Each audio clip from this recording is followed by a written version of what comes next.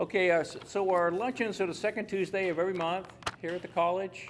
We appreciate you coming. We don't charge for meals. Our meals have gone up 50%, so we're now at $15. We don't charge for that, but if you would like to leave a donation, we sure appreciate it. There are bowls at the table you can use, or there's a QR code on your table that you're welcome to do that. We'd appreciate that very much.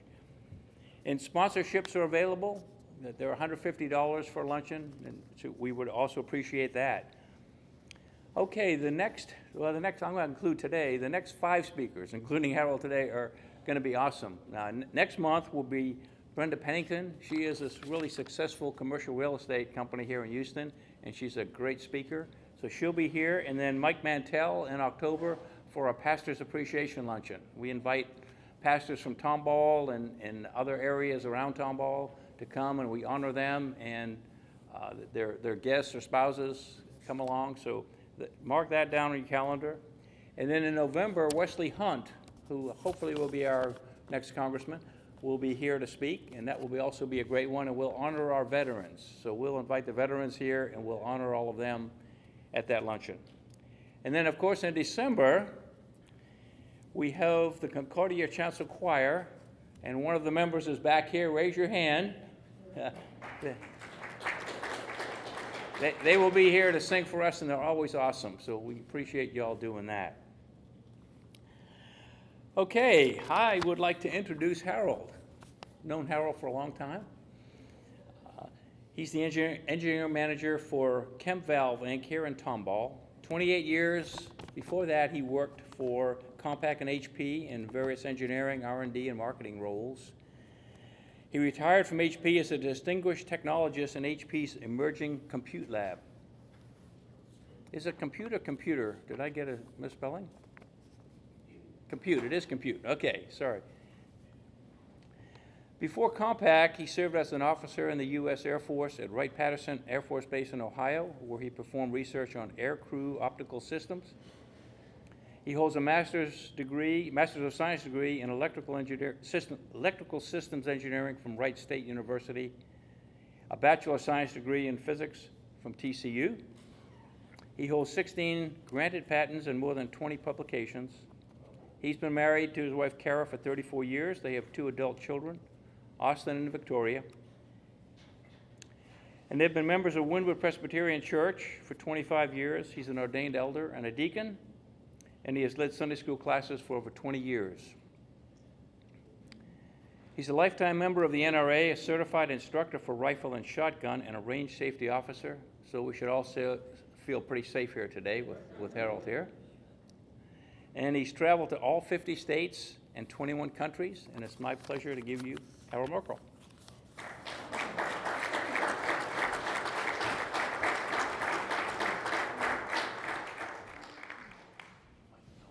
Thank you, Paul.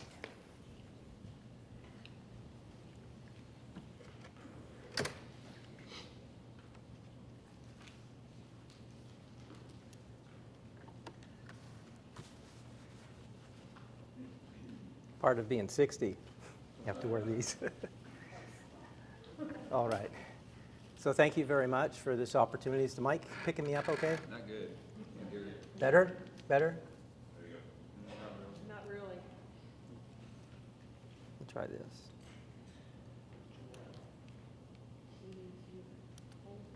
Is that better? Yeah. Okay, I'll use this. All right. So first I have to open my talk with a disclaimer. I'm still trying to decide what I want to be when I grow up. I've worked in a variety of areas over my career to the point that I'm really sometimes confused how to describe myself. Am I a physicist, an electrical engineer, a mechanical engineer, a software developer, or a product manager, or something else? Generally, I think of myself as someone who enjoys solving problems and wants to get to the truth.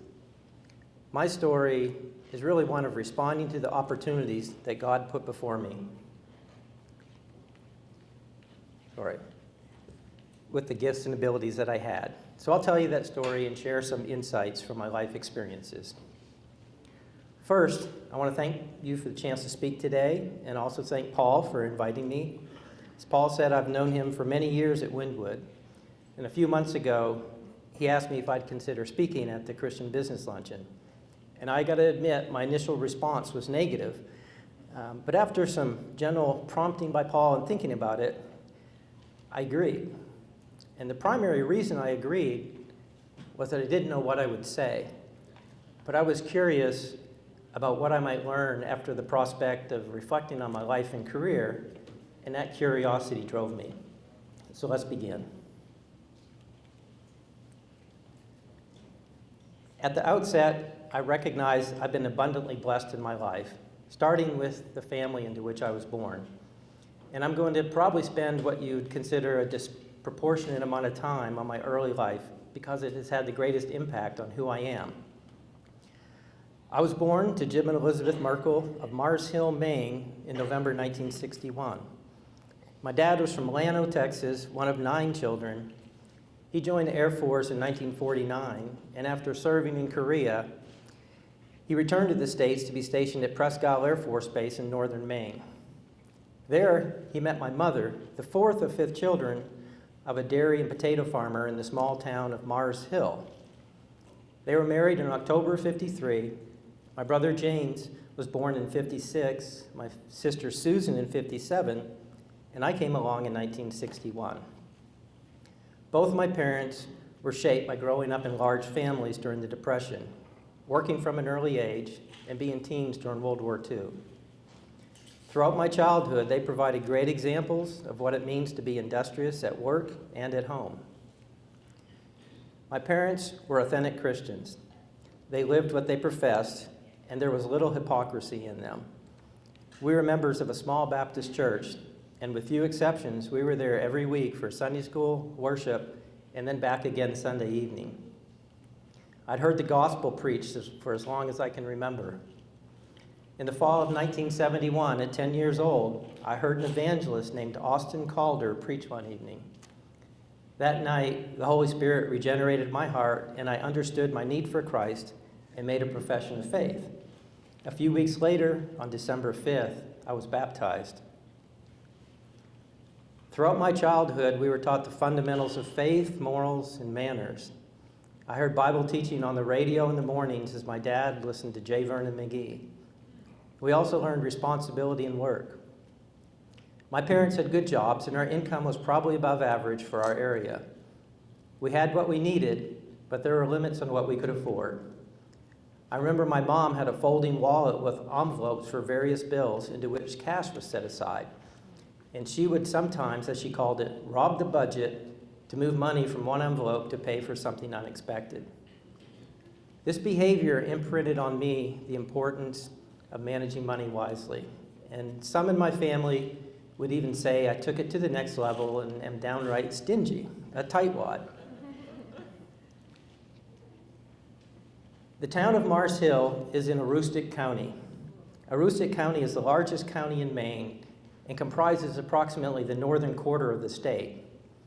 People who live there simply call it the county, as if there were no other counties of significance. The county is known for several things: potato farming, logging, harsh and long winters, amazing natural beauty, and incredible outdoor recreation, including hunting, fishing, skiing, snowmobiling. It has generous and self-reliant people with conservative patriotic values, and it has a strong work ethic. Historically, potato farming has been the primary industry in the county, and it's deeply ingrained in the culture. When I grew up, school would start in mid-August. In mid-September, school would let out for 3 weeks for the children to work harvesting potatoes, or as we called it, we got out for digging. At that time, most potatoes were picked by hand, although a few farmers had automated harvesters. Some of my earliest memories are picking potatoes with my mother, brother, and sister. I started picking potatoes around 5 years old and worked the harvest every year until I was 18. Although by the time I was in high school, there were more automated harvesters, and I drove the bulk body truck under the harvester boom and hauled the potatoes to a storage house in town. Working the harvest was essential for the farmers, and many kids used the money to buy winter clothing. culturally, it created shared values and taught the next generation to respect and value work. It was actually unusual for a kid not to work during the harvest. Another notable feature of the county is its natural environment. There's majestic beauty in the land, the sky, and the wildlife. Our house was about 3 miles out of town with several nearby neighbors and surrounded by potato farms, streams, and woods. I could walk out the door and at 100 yards be in the woods, or go a quarter mile down the road and fish for trout in Young Brook. The county's home to deer, bear, moose, and a wide variety of fur-bearing animals. And I love to spend time in the woods, whether fishing, hunting, or just exploring. And not just in the summer, but in the winter as well. If the snow was deep, I'd put on snowshoes, and if I got cold or tired, I could stop and build a fire, make some tea, and then move on. One summer in my early teens, my dad had a problem with raccoons raiding his garden. He asked an older gentleman from several miles up the road, who was a trapper, to come trap the coons. His name was Davis Shaw, and little did I know the influence he would have on me. He brought down some box traps, and he showed me how he used them. He also told me about the other trapping he did for mink, muskrat, beaver, coon, and fisher. It wasn't long before I made my own box traps, and then I borrowed some leg hold traps from a neighbor, and I bought some conibear traps with the money I had saved, and I set out to be a trapper. See, my new career. I'd spend hours reading about trapping and scouting the streams for sign and places where I could make sets. And when I got my driver's license, I made many trips to visit Mr. Shaw. He shared with me how he made his sets, and he showed me how to skin and handle furs. I started trapping along the streams near my house and on my grandmother's farm for raccoon, muskrat, and mink primarily. And it wasn't long before my trapping revenue exceeded my potato harvest revenue, as I was getting about $5 for each muskrat and $25 each for coon and mink. My most memorable catch was 2 otters, for which I got $70 a piece. Not bad for a tightwad. But perhaps the greatest significance of my friendship with Davis Shaw is that he would talk with me about spiritual things, about the Bible, and how it was a basis for how he lived. We spent considerable time talking at his kitchen table, generally eating something baked by his wife, whom he always addressed very formally as Mrs. Shaw. The schools I attended were small by local standards. Our school district was comprised of students from several small townships, yet each grade had only 60 to 70 students. I was a good student with an aptitude for math and science. I played sports and was in the band. The teachers in high school, the science teachers in high school, Mr. Shepard and Mr. York, were exceptional, and I was particularly fascinated with physics. So much so that during my senior year of high school, I took 12 hours at the nearby college, including freshman physics and a couple semesters of calculus. By the time I graduated high school, my life's foundation had been laid, although I was not fully appreciative of it at the time. I'd been called to saving faith. I understood responsibility in work. I had a love for the outdoors and appreciation of nature and beauty. I understood the value of money and how to save it, and I had an interest and aptitude for science and math, and I loved my country. But I was also struggling spiritually. I'd increasingly caved to peer pressure and began my teenage rebellion in the middle of my senior year. Bad choices of friends, alcohol. I was even suspended from school for 3 days for fighting. I was able to give the salutatorian speech at my graduation, but I know there was some debate beforehand on whether I should be permitted to give it. The summer of 1980, I left home in a handed-down '69 Chevy station wagon and drove 2,000 miles to Fort Worth, at a fork in the road spiritually. I'd accepted an Air Force ROTC scholarship and decided to major in physics at Texas Christian University. TCU was a bit of culture shock for me. It wasn't the Texas heat or the Southern vocabulary, which I'd experienced many times in trips to Texas to visit my dad's side of the family. The shock was moving from a small agricultural community of modest means to a university that had 5 times more students than the population of my town. And they're from all over the country, but they were mostly dressed in Izod shirts, colored shorts, and wearing socks with no shoes. I arrived 2 weeks before classes started to be in the Horned Frog Marching Band.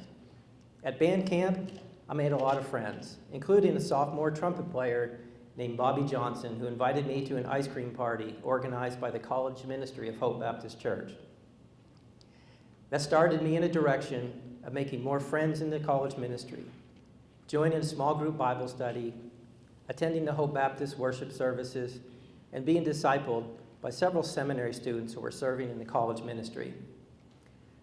I credit the prayers of my mother and God's grace for leading me to people who were themselves obedient to God's call to share the gospel and disciple others. That change of spiritual direction was one of 2 life-altering changes that occurred at TCU for me. It was the Corps of Cadets that led to the second change. I was a flight commander the fall of my junior year, and I kept receiving, and by the way, throwing away, these encouraging notes for flight commanders in my Corps mailbox from someone named Kara, who was a member of a service sorority associated with the Corps. Mid-semester, my roommate David, who was also a physics major and a cadet, had a crush on a girl named Tanya, only she wouldn't go out with him because of loyalty to her long-distance boyfriend. However, she would go out if it was a double date. So David asked me if I would take out Tanya's roommate so he could go out with Tanya. And Tanya asked her roommate, Kara, if she would do the same. Yes, that Kara. My first blind date with Kara was December 3rd, 1982, and we'll celebrate our 34th wedding anniversary later this month. In May 1984, I graduated with a degree in physics and was commissioned as second lieutenant in the U.S. Air Force. A few months after commissioning, I went on active duty, serving as a physicist in the Aerospace Medical Research Lab at Wright-Patterson Air Force Base in Ohio. I was in a branch conducting research on aircrew visual performance. We developed and evaluated technologies for visors, night vision goggles, aircraft transparencies, and cockpit displays and lighting. My work focused mainly on the evaluation of aircraft transparencies, and I chaired an ASTM subcommittee on methods for measuring optical distortion. My most interesting project was investigating direct view reconnaissance capabilities. As you recall, the 1980s was the decade the space shuttle mission started. My branch had previously developed a self-administered vision tester that had flown on early shuttle missions to measure the effects of zero gravity on visual performance. During that, we learned that one of the favorite activities of the crew was looking at Earth through the overhead windows on the aft flight deck. My mentor, Dr. Lee Task, came up with the idea of building a steerable telescope to use from inside the orbiter to see what details the astronauts could really see in real time and how much useful information could be extracted. A proposal was put together and funded, and then we were off. It was called Spaceborne Direct View Optical System, or the acronym was SPADVOS, which is probably one of the worst acronyms I've ever heard. My task was to develop the optical design and the form factor and the packaging of the device. As this work was progressing, we also built a ground simulator and developed a training version of the telescope to fly in a NASA Lear 25 that had an optical window on the belly. We put together training where I planned flight paths, picked targets, and mapped the route with the KS-87 aerial reconnaissance camera. This was one of the last film cameras used for reconnaissance before the transition to digital, and it was used in the F-4, among other aircraft. We adapted it to mount over the optical window of the Lear. I trained the shuttle crew members on both the simulator and in the Lear. SPADFOS flew on 2 classified DoD missions, STS-38 and STS-44. My work was technically interesting, and I had an excellent mentor. Lee tutored me extensively for 5 years in critical thinking, innovation, plus practical hands-on work in the optics lab and in the machine shop. Lee's an inventor with over 50 patents, and he encouraged me to submit invention disclosures, which I've done periodically through my career. During my Air Force time, I also completed a master's degree in electrical systems engineering, and in 1988, Kara and I got married. I left the Air Force for the private sector and started working at Compaq Computer Corporation in October of 1990 as the supervisor of machine and tool design. Part of the manufacturing engineering group focused on building out factories. I spent my first year at Compaq building equipment for a new keyboard factory. This was satisfying work to see your ideas in CAD become working assembly equipment. At the time I joined Compaq, its sales trajectory was like a rocket. The stock was splitting multiple times, and there was a great morale, like playing on a championship team. That changed abruptly in the fall of '91, when due to the flattening results, the board of directors announced the firing of CEO Rod Canyon and a layoff of 17% of employees. As one of the newer employees, I was very vulnerable. For the first time, I had to deal with the anxiety of job uncertainty while having a wife and a mortgage.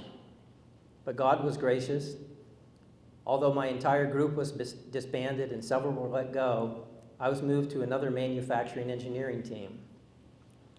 Over the next few years, I worked in engineering and development roles, and then as manager of an engineering team for input technology. It was also during these years that I started submitting invention disclosures. My first patent was granted in July of '96 for a concealed locking mechanism for a notebook keyboard. In the following years, I had 16 patents, with a few more that are still in process. My patents are across a range of areas: input technology, wireless communications, wireless charging, security, and video conferencing. But during this period in my career, there were 3 significant things that were important to my spiritual growth. The first was becoming involved in the ministries of Wynwood Presbyterian Church, which we started attending in 1995. At Wynwood, we joined an adult Sunday school class, became active in a ministry for young families, and began to make lifelong friendships. Kara joined a group called Mom to Mom, and I helped teach a Sunday school class for young parents. Involvement in the church, beyond just attending worship, had a significant impact on our growth and equipped us in many ways, not the least of which was to be better parents. The second area that changed for me was trusting God with money. I think I've mentioned that I was a tightwad. My parents modeled good financial management, but they were also very generous in their giving. But that was a trait I'd not adopted. My salary at Compaq was growing, but I was given only token amounts to the church. In 1994, I joined a deer lease in the hill country that cost about $600 per year. And I became increasingly convicted that my priorities were wrong, as I spent more on hunting than I was giving to the church. As much as I loved hunting in the outdoors, I knew in my heart that I needed to put things in the right order. So I got off the deer lease, and Kara and I increased our giving until we reached 10% of our gross income. We've continued that for over 25 years, and I can truly say that God has always provided for our needs and beyond. When preparing this talk, I hesitated to talk about the topic of tithing, because in Matthew 6, Jesus tells us our giving should be in secret. But if I'm to share important spiritual learnings in my life, I can also not leave this out. Tithing has been an important factor in increasing my trust in God, changing my attitudes towards money, although I still have tightwad tendencies, and experiencing inner peace. So my advice for anyone, if you want to trust God more, worry less about money, and have more peace, then tithe. The third event that was significant during this time was related to the birth of our daughter, Victoria. In 1994, Kara gave birth to our son, Austin Davis Merkel, who, by the way, was named for the 2 men who had influenced me spiritually, Austin Calder and David Shaw. In 1996, Kara became pregnant again when she was 34 years old. Due to her age and 2 previous miscarriages, our obstetrician recommended an amniocentesis. When the results came back, he informed us that our baby had a genetic deletion on the long arm of the 5th chromosome, and he referred us to a genetic counselor who could explain the implications and risk. In December 1996, we met with the counselor who shared with us the characteristics associated with that deletion. Excuse me.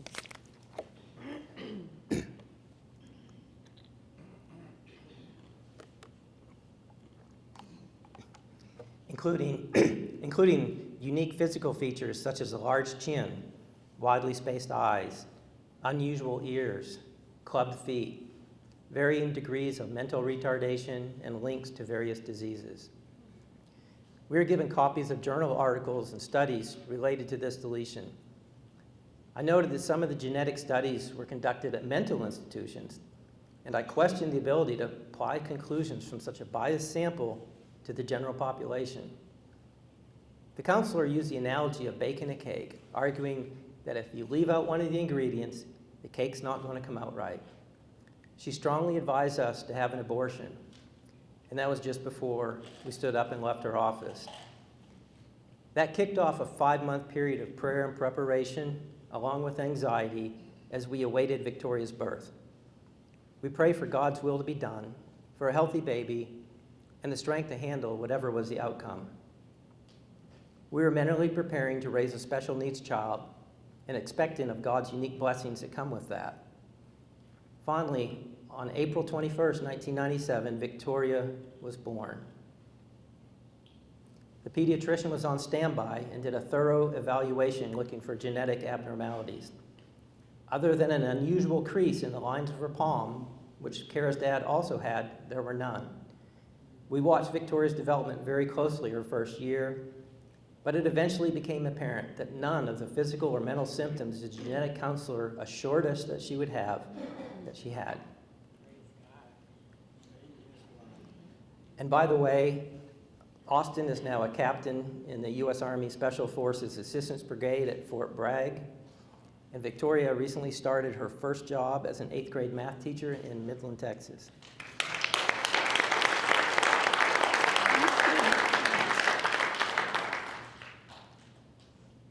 Thank you.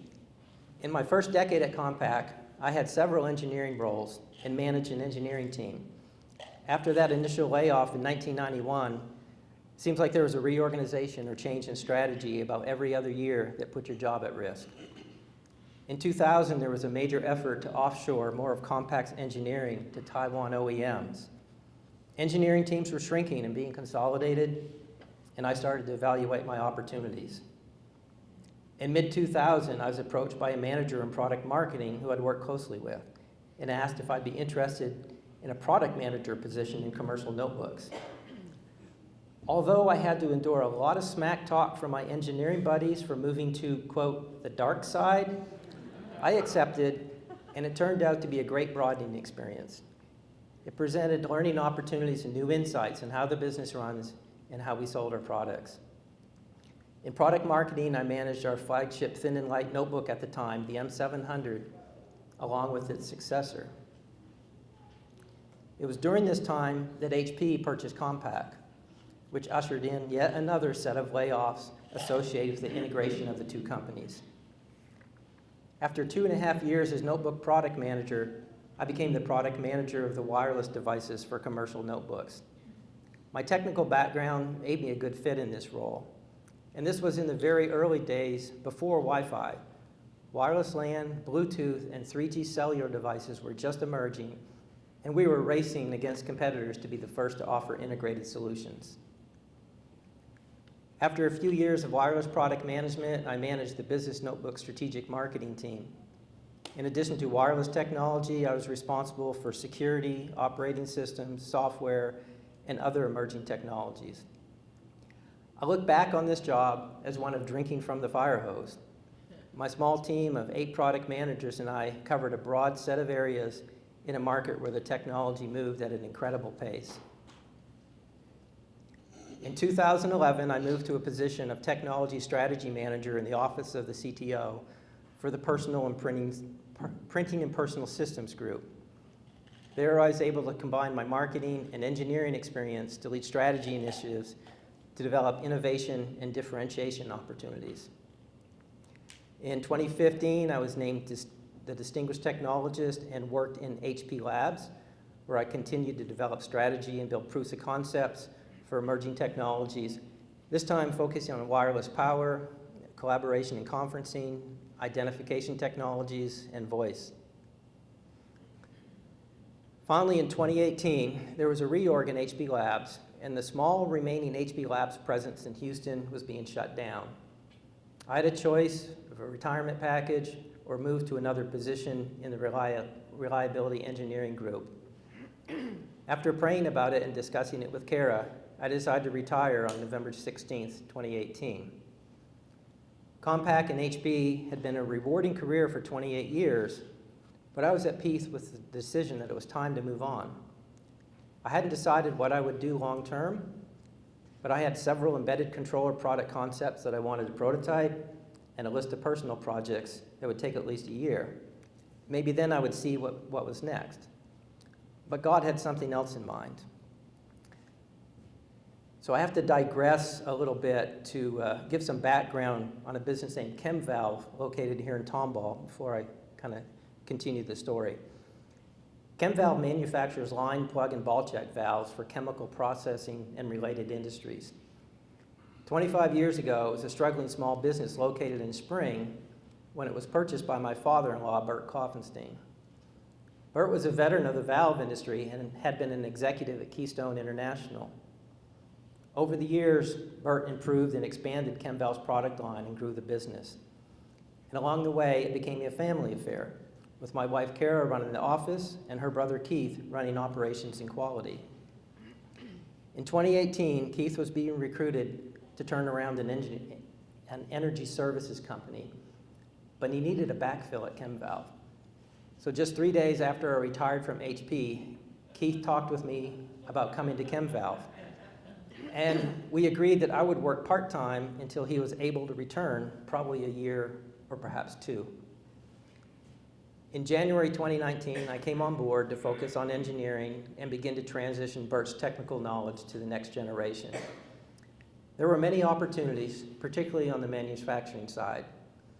Also, ChemValve needed to prepare for a quality certification audit by the Association of American Railroads to be able to continue to sell our valves for rail tank cars. Within about a month, my part-time job was full-time, and I was learning new technical areas in the AAR quality assurance program requirements. And I also learned that in a small business, you wear a lot of hats. So currently, I've been at ChemValve for 3.5 years, and by the way, I'm still waiting for Keith to return. And it's been a great opportunity to leverage past and develop new knowledge and skills. I refreshed my mechanical design and CAD skills, which have been dormant for a few years, designing tooling and fixtures for new CNC equipment and a new injection molding machine. I drew on some marketing experience in revising product brochures and website content, and technical writing skills and revising QA manuals and work procedures. I leveraged software skills to program the CNC machines and deploy tablets at each workstation, which allowed the operators instant access to procedures and drawings and replaced paper work logs with applications that push production data directly to Azure Cloud Storage. And I periodically apply electrical skills in troubleshooting and fixing industrial ovens and molding machines or whatever else fails. To me, it seems providential how my past experiences have perfectly fit the needs of ChemValve. As to what's next, I don't know. Remember, I'm still trying to decide what I want to be when I grow up. But I do know that I'll respond to the opportunities that God brings my way. I still have a list of projects for my first attempt to retire, but for now, my responsibility is to ChemValve and family. In summary, I'd like to share 3 insights that I've drawn from my career experience. Insight number 1, the sovereignty and providence of God are the most significant factors in my life experiences, not my own decisions. My life and yours has a far greater dependency on God than we recognize. And I think this recognition has an inverse correlation with age. The younger we are, the more we think we're in control and will drive our own destiny. With more life experience, we recognize how little we control and how dependent we are on God's grace and the blessings of providence. I've seen a pattern repeated through my career so often it's undeniable. God takes the initiative and I respond. Consider for a minute the examples of God's interaction with men in the Old Testament: Abraham, Noah, Moses, Samuel, David. And in the New Testament, John the Baptist, Mary, the disciples, the Apostle Paul. Did not God sovereignly call each of these? No one sought God of their own initiative, but he called them, and they responded. And it's still true. In our natural state, we don't seek God, not until his Spirit regenerates us and enables us to respond.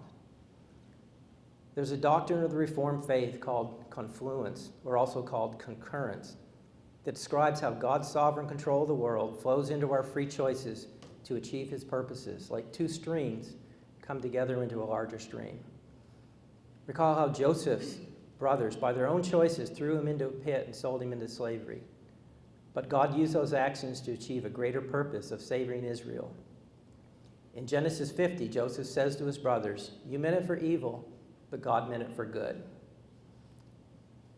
God shaped me through the time, location, and family of my birth. He shaped me with a unique set of natural abilities, and he shaped me through the culture of my hometown and the land from which I came. I've already shared about my time at TCU, the Air Force, Compact HP, and ChemValve, and I know each of you have a similar story. We often take far too much credit for what we call the achievements in our life, which are really the blessings of a gracious God. I'm reminded of what Paul says in Acts 17, which incidentally is part of his sermon at a place called Mars Hill.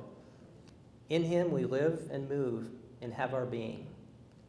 It's God's grace that sustains and holds together the whole of creation. So what's the application?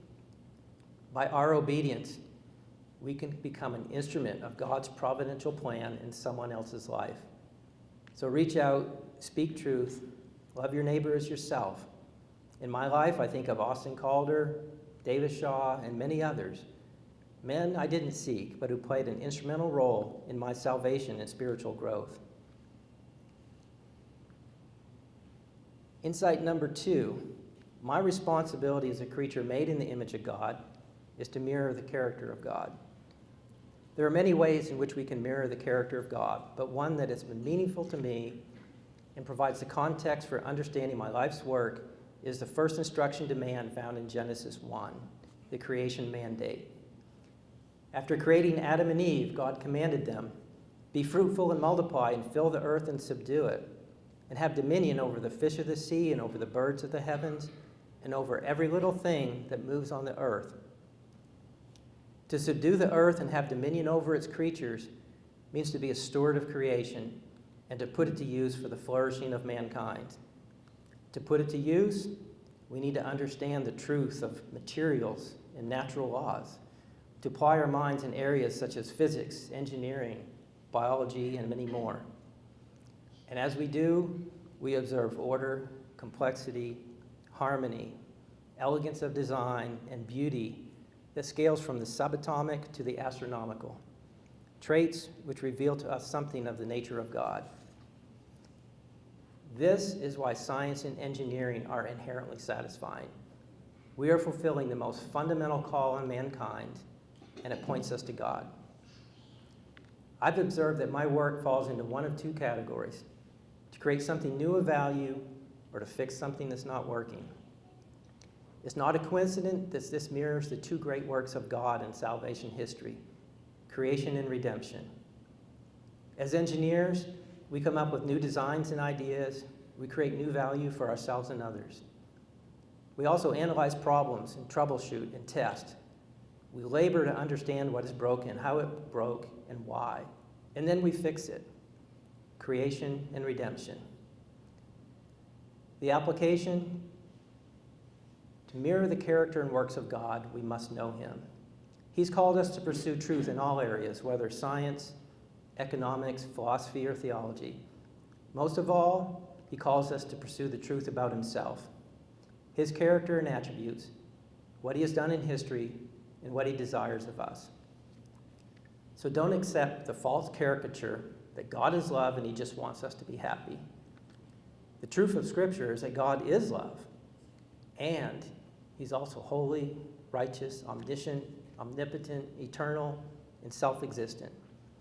He's a righteous judge, but patient and merciful. He demonstrates his attributes in creation, he writes his laws upon our heart, and he reveals what he requires of us in Scripture. So as you seek truth, I encourage you to ask these questions. What is going on, really? How does it work, and why is it that way? Be tenacious and dig deep. Be an intellectual contrarian. Don't settle for glib answers or the majority opinion.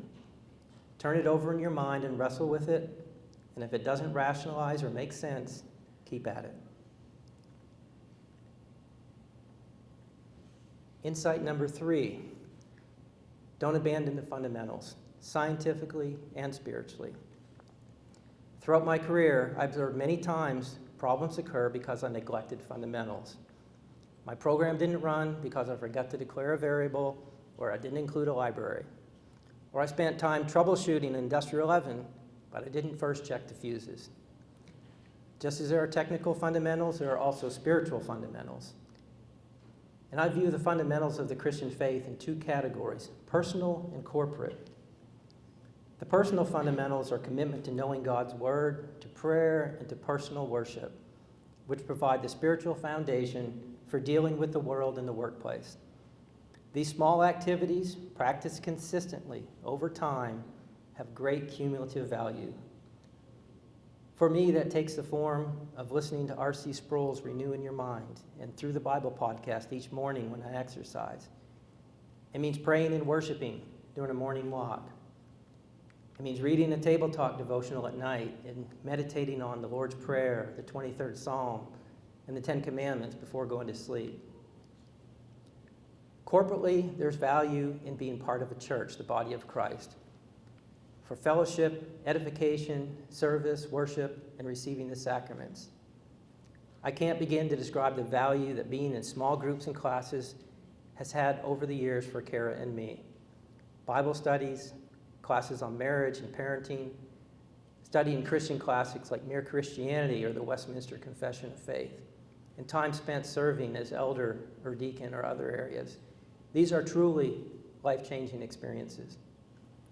So what's our application? I encourage you, be intentional about both personal and corporate fundamentals. Make the time to know God's word, pray, and worship him. Be involved in the church beyond just showing up for Sunday service. It's God's design for us to be an active part of a healthy body. And finally, daily renew your mind spiritually. Employ the Spirit of God in that battle of the inner self. Whatever your circumstances, you can choose peace or anxiety, gratitude or discontentment, joy or despair. So choose peace, gratitude, and joy. Thank you.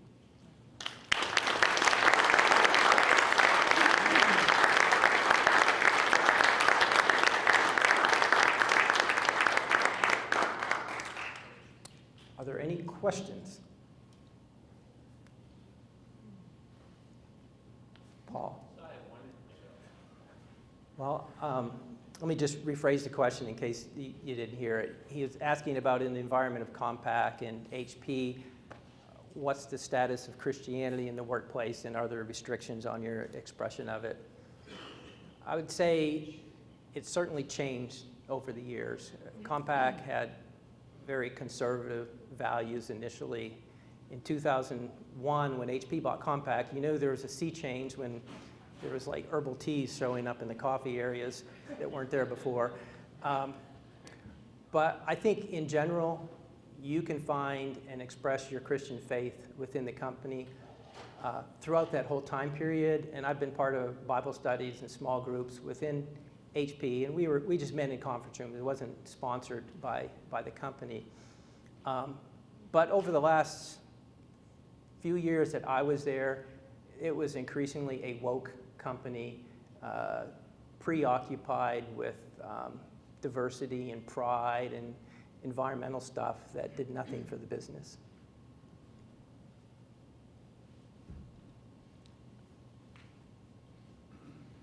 Other questions? Yes, sir. Being a scientist, how do you explain Uh-oh. fundamentally to the difference between spirituality, science, to somebody that you're mentoring younger children, because I'm a father, what that looks like, and how do you disseminate that? I found the comparisons were amazing. I have a science background too, but I couldn't articulate it. Do you have any advice in regards to that? Explaining science versus theology to younger people, I guess? For me, you're mentoring. Right. Well, first I would say there is no distinction between secular and sacred.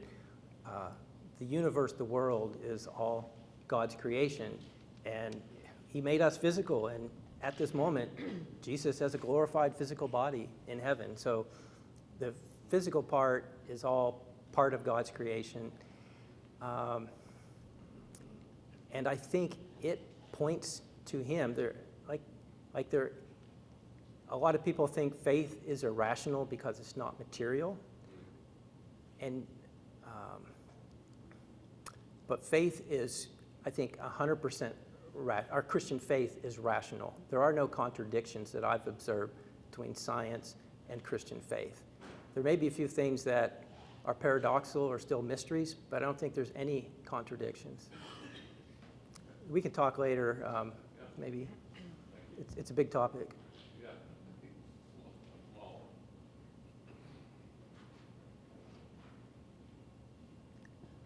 Oh, yes. Explain what your wife did. What did my wife do? Well, she graduated TCU a year after I did with a Master's of Fine Arts in ballet. She taught ballet professionally, and when I was in Ohio, she was teaching at the Dayton Ballet up there. And she did that until a few years after our children came along. And then she basically was a mom foremost until the kids were in school. And then she started working at ChemValve as an office manager. It's not full-time. She still works part-time, but she runs the office. And she raised two amazing kids. Yes, she raised 2 kids and 1 husband. You're still working on it. Oh, yes, Deborah. I love the story of I love the whole presentation, the story about Victoria and the blessing of her birth. And children love to hear the story of, when they were born and everything that went on. So at what time in her life did you tell her what the doctor shared versus what God did? Honestly, I don't think we've probably given her the whole story in the level of detail. I still have a file folder of technical articles that I've not shared with her, but we told her from early on that she was special and that the doctors told us that she had a deletion on a chromosome, but it hasn't manifested itself in any way. But she knows she's special for multiple reasons, and one of them is because of this. I don't think everything I did was consciously done as a matter of faith. I think I don't understand myself fully, why I do things. And I have faith, and I also have desires that I think are very instinctual and innate, just to know the truth and to understand things. And I think that's a God-given trait, and that's kind of what's driven me. But my faith has channeled that and put it to good use in, I think, honorable ways. And I can't begin to describe how God's blessing worked in my life. I've only experienced it. David? Once your daughter was born and it's clear she didn't have the birth defects that were predicted, did you or your wife ever talk to any of the medical experts about that and get an explanation from them, or find out from them what they think might have happened or didn't happen? Yeah. The question was, did we go back and tell the medical experts? not to the genetic counselors. Our pediatrician certainly knew it, and whether he gave information back, I'm not sure. But no, that we didn't make an attempt to give them feedback on that. One of my insights from that is because someone has like PhD in genetics or something, apply common sense. When they're telling you the results of the study and the population of the study is from a mental institution, they're going to find some degrees of mental retardation. What they don't know is where that genetic deletion occurs in the larger population. Right? So you got to be very careful about drawing inferences and understanding the statistics of what they do. Jeff? If you could do it all over again, what would you do different? Well, I think back in high school, I would have made some changes, for sure. That's a very tough question. There are a number of things that I messed up along the way and would have made better decisions on, for sure. But a lot of the basic things about the career field I went in and who I married and that kind of stuff, I would not change.